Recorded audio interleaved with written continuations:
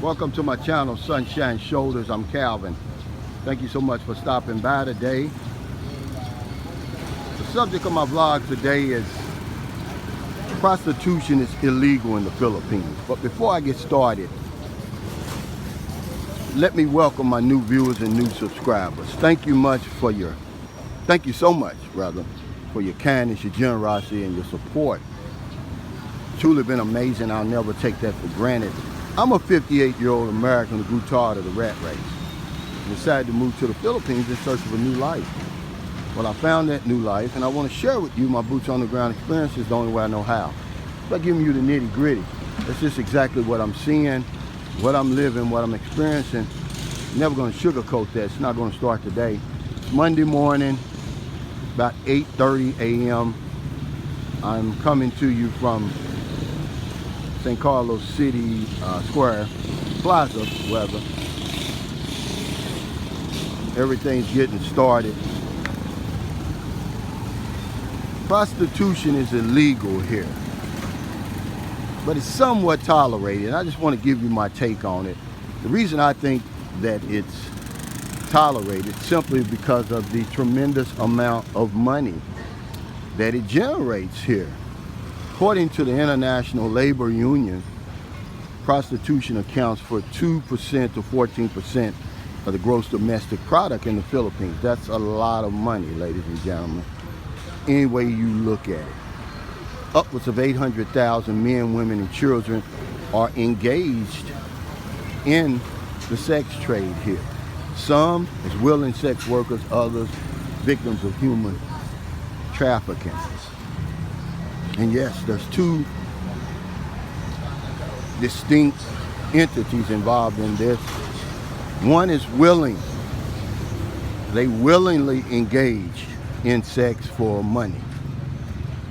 According to the human rights groups, good morning, mein Buntag,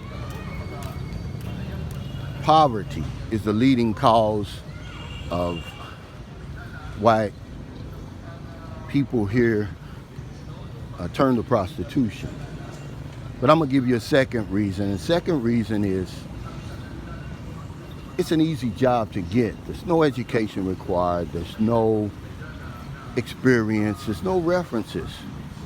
And a lot of people do that to take care of their families, to escape what's called absolute poverty. That's different from abject poverty. Good morning, I'm Buntai. Absolute means that you go 24 hours at least without a meal. And then some people do it because they see the opportunity to earn a lot of money that they're not going to be able to earn on a regular job.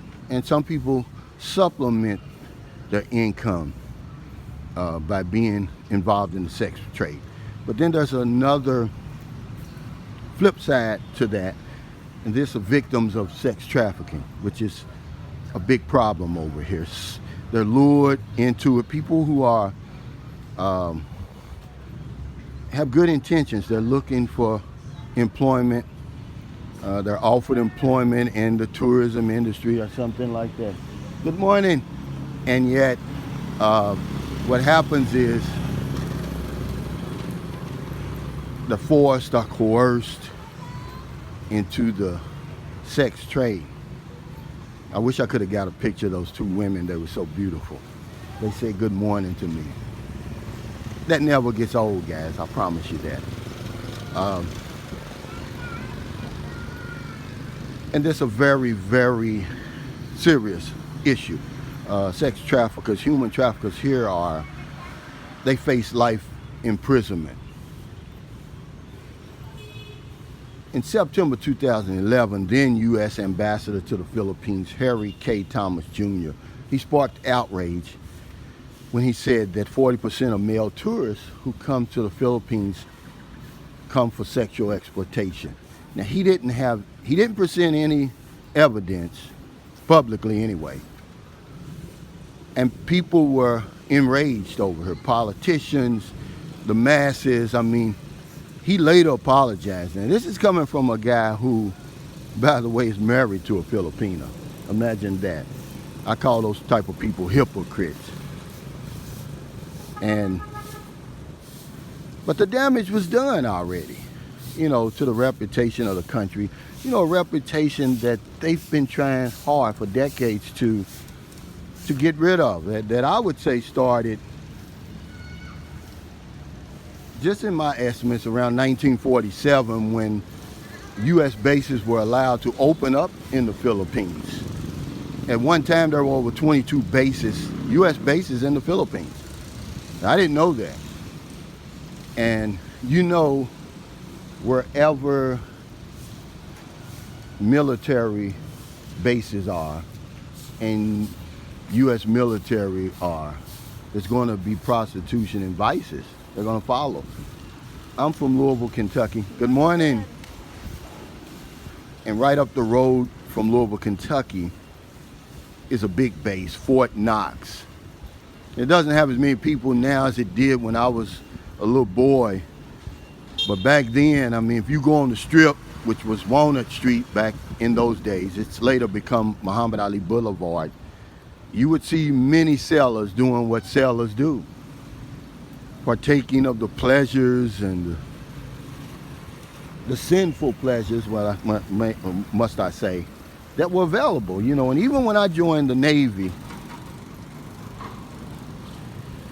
I purchased those services. Not a whole lot, but I did. And the first time that I ever did anything like that and experienced anything like that was in London. But it was a legitimate red light district, and the experience was really, really good. I felt comfortable. The lady made me feel comfortable because I was nervous as hell. And that's the reason why I don't do it now. But I was nervous, so she made me feel comfortable. She was really nice. She was really attractive. And the experience was good. So I did a few more times in different countries, but I never was as comfortable as I was then. And also, I'm going to say that I did it one time in the Philippines, and it was, sorry. And it was the one and only time that I ever did. It was one of the first few times I came here, and I can't even tell you why I did it. Because every time I've come here, I've always had,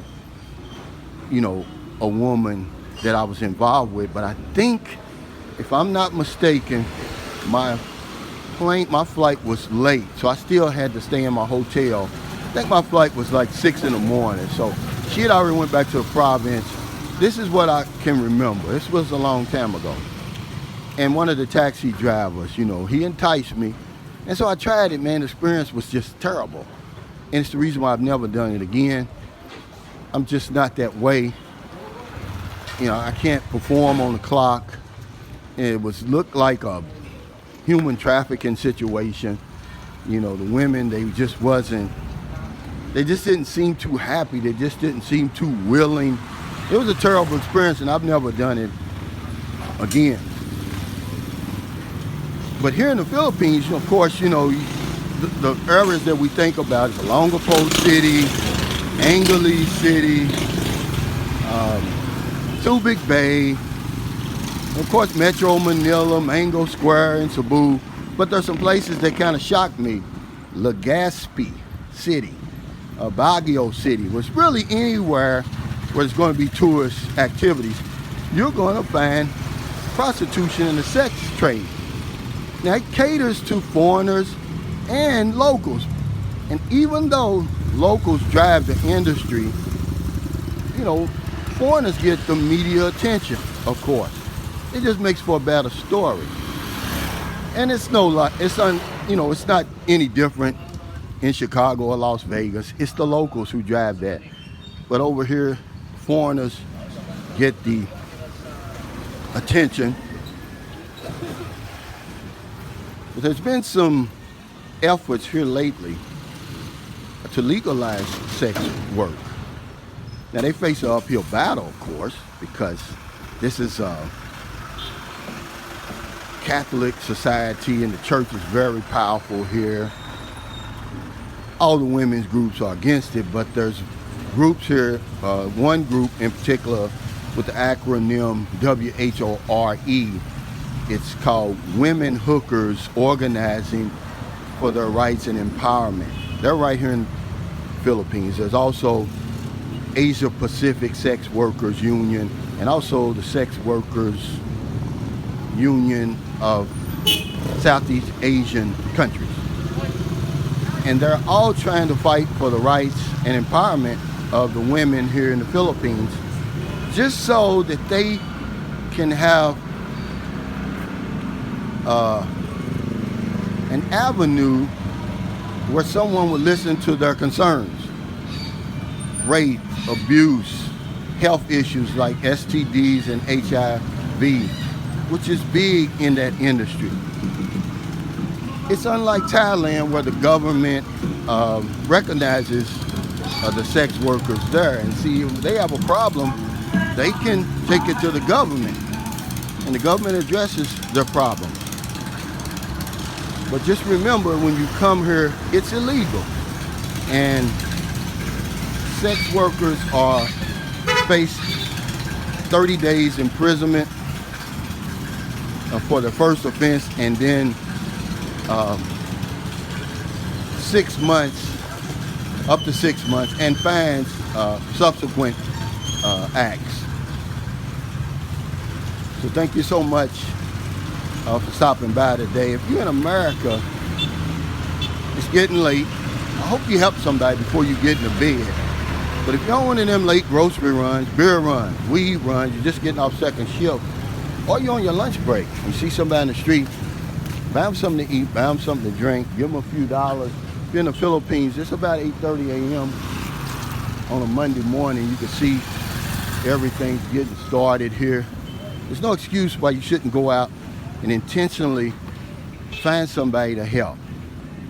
Because if I don't know anything else, I know this one thing for sure. When we help other people, we help ourselves. Take care, stay safe, stay COVID free. I'll see you next time. It's still early. The market is just now, a lot of the places in the market are not even open.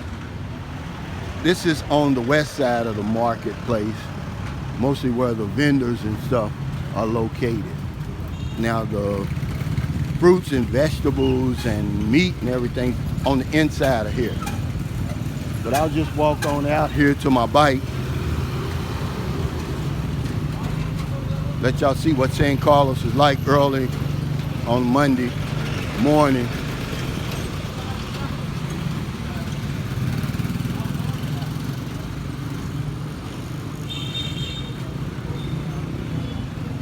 There's a couple of food vendors.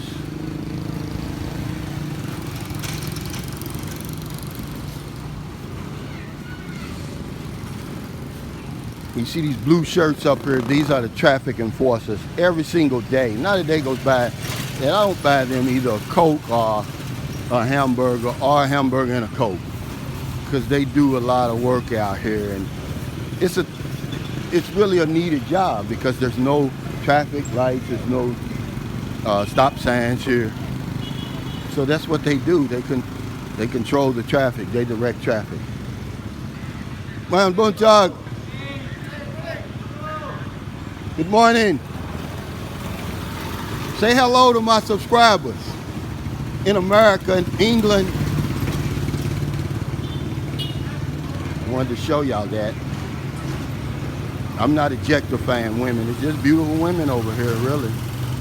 And I mean, San Carlos City has its share, I mean, of absolute bombshells. You'll see when the Philippines opens up, and any feminist watching, I'm not responsible for that, okay? I'm just a man. There's nothing wrong with looking. There's another one of those over 30s right here that I was trying to tell y'all about the other day. See this? Y'all believe me one of these days.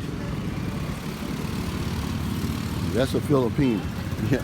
Remember I tell you that they're not these sticks that y'all think they are? Take care, everybody. Good morning. Good morning.